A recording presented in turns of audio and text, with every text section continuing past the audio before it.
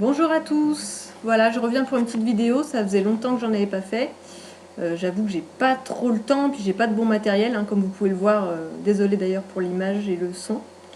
Voilà, je reviens vers vous parce que j'ai lu La Ligne jaune, le livre de François Boulot. Donc, François Boulot, pour ceux qui ne le connaissent pas, c'est un avocat gilet jaune, porte-parole des Gilets jaunes de Rouen. Voilà, que j'ai eu l'occasion de rencontrer, et donc je me suis procuré son livre. Et j'avais envie de vous donner un petit peu mon avis. Donc c'est un tout petit livre, il fait 3,90 €. Il est édité chez Indigène Édition. Donc il est distribué partout, vous pouvez vous le procurer dans toutes les librairies. Et surtout, ce qui n'est pas mentionné d'ailleurs dans le livre, à moins que je n'ai pas vu, c'est que donc sur ses droits d'auteur, François Boulot, donc il touche 10%. Et sur ces 10%, il reverse 50% aux mutilés du mouvement et 50% pour sa plateforme, la Ligne jaune, qui est une plateforme qui met en relation en fait les gilets jaunes de toute la France. Voilà, donc en fait, il ne gagne rien sur ce livre, c'est vraiment un bouquin pour donner son opinion sur ce qui se passe, sur la politique, et il revient sur les débuts du mouvement dont il fait partie. Par rapport aux droits d'auteur, le fait qu'il reverse ses droits d'auteur à des causes, à la cause Gilets jaunes en tout cas, je pense que c'est vraiment important de le préciser parce que moi, étant auteur, je sais ce que c'est, déjà on touche pas beaucoup. Le fait de reverser ça, ça prouve que François Boulot, malgré les critiques qu'on peut entendre de temps en temps sur les représentants, les porte-paroles, qui veulent se mettre en avant, etc., voilà, on voit que François Boulot, à la base, il est avocat déjà, il a perdu, je pense, pas mal d'affaires par manque de temps.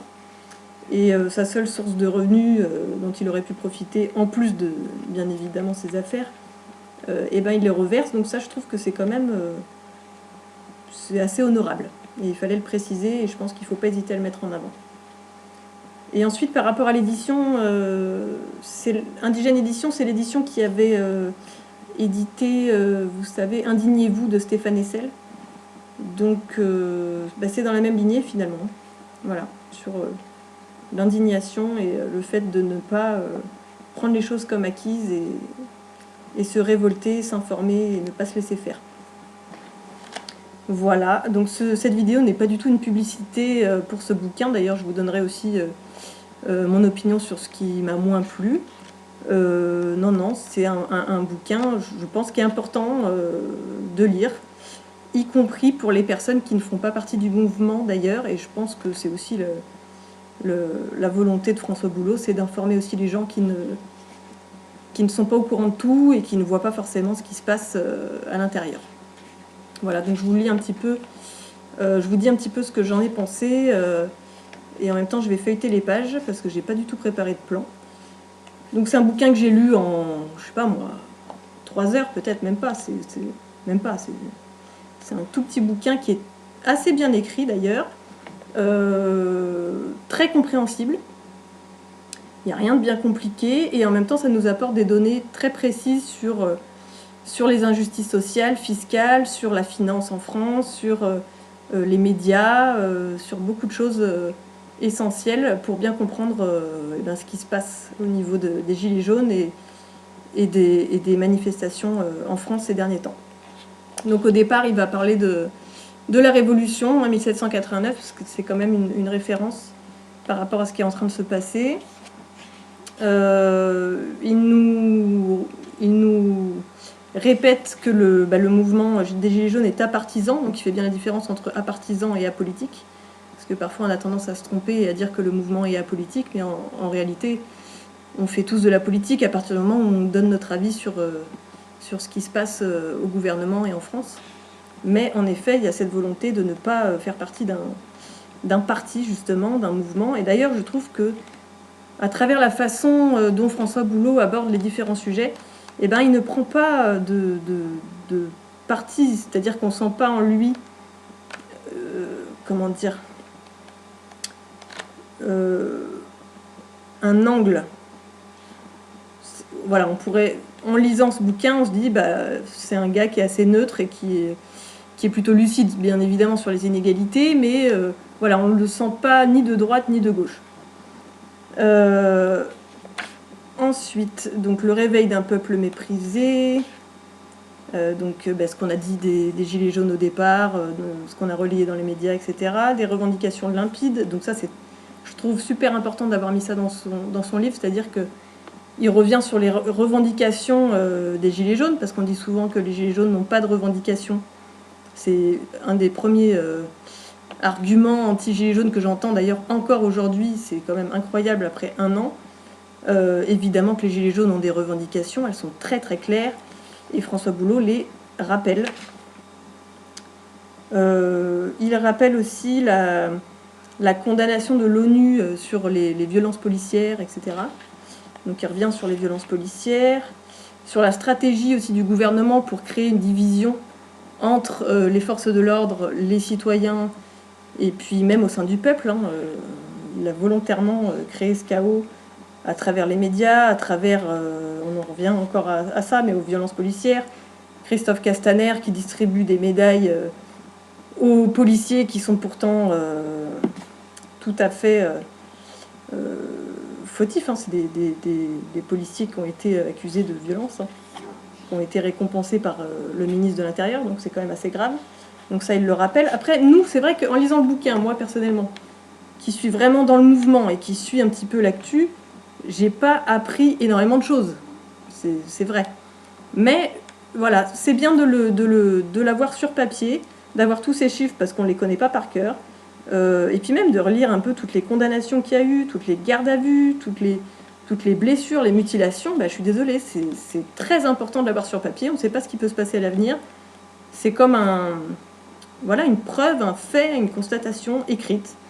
Et après 1 an de lutte, je pense que c'est important de le rappeler, sachant qu'il a sûrement écrit ce livre, il a sûrement arrêté de l'écrire il y a déjà quelques mois, et depuis, il y a eu encore d'autres faits de violence et d'arrestations abusives, donc c'était essentiel de l'écrire. Ensuite, il rappelle aussi que les médias n'ont pas tout montré non plus. Il explique aussi les a priori qu'il y a eu, les fausses accusations. Quand on disait que les Gilets jaunes étaient antisémites, racistes ou violents, il démontre que non, c'est un mouvement pacifique, etc. Ça, on le sait bien entre Gilets jaunes, mais c'est vrai que vis-à-vis des personnes extérieures qui ne sont pas vraiment dans le mouvement, c'est bien de le rappeler. Et puis enfin, il va parler de la restructuration et l'avenir du mouvement. Donc là, il va parler aussi peut-être de notre rôle à jouer dans les futures élections, que ce soit présidentielles, municipales, et voilà, cette histoire de représentants. Lui, il tient pas mal au fait qu'il y ait des représentants dans le mouvement en ayant énormément de conditions, c'est-à-dire qu'on puisse déjà avoir qu'il y ait un climat de confiance qui s'instaure entre les groupes et leurs représentants, et puis qu'on puisse révoquer le représentant si besoin. Voilà. Après, je termine un peu avec ce qu'il a écrit. Donc il parle aussi du RIC. Il met la lettre qu'il a écrite au président Macron en janvier 2019, avec des vœux, mais bien évidemment pour l'alerter sur ce qui se passe dans son pays, puisqu'à l'époque Macron n'avait quasi pas, ou même pas du tout, je ne me souviens plus précisément, mais réagi à ce qui se passait dans son propre pays. Il préférait partir dans d'autres pays pour parler d'autres choses. Voilà, et ensuite il termine avec un préambule à la charte commune des Gilets jaunes qui a été proposée sur la plateforme La Ligne Jaune dont je vous parlais tout à l'heure. Donc une charte qui est également essentielle et très important de partager autour de nous. C'est pareil, ça va avec les revendications, c'est montrer qui sont les Gilets jaunes, et même si les Gilets jaunes sont par définition divers et variés, on arrive à se mettre d'accord sur des points communs, essentiels, et je pense que cette charte est très très importante pour la suite du mouvement et pour notre image. Voilà, alors moi, les petites choses que j'ai déplorées, parce que globalement j'ai vraiment aimé ce livre, et c'est vraiment un bouquin à avoir dans la bibliothèque, je pense, pour tout militant pour les droits et pour la liberté qui se respectent. Ce que j'ai déploré, c'est l'absence du sujet de l'écologie. Voilà, je sais que ça ne fait pas partie des revendications de base des Gilets jaunes, mais à l'heure où on essaye de nous diviser fréquemment, à nous mettre à dos les écolos, à dire que les Gilets jaunes ont commencé à se battre à cause d'une taxe carbone et que donc ils ne sont pas pour l'écologie, je pense que c'est important de préciser que depuis le début du mouvement, il y a eu énormément d'assemblées, beaucoup de discussions, et je pense que tous ces sujets qui étaient peut-être au départ un peu tabous, eh ben, ils arrivent sur la table et qu'il y a énormément de convergences qui sont en cours. Et donc l'écologie, je pense, bon, il en a parlé un tout petit peu dans la charte, mais c'était un sujet, je pense, aussi à mettre en avant, en plus des inégalités fiscales et sociales.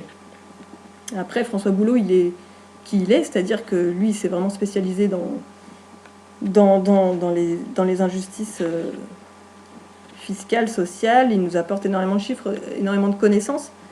On ne peut pas être spécialiste de tout. Après, je sais aussi qu'il est tout à fait pour une transition environnementale. Il est bien conscient de cette urgence-là.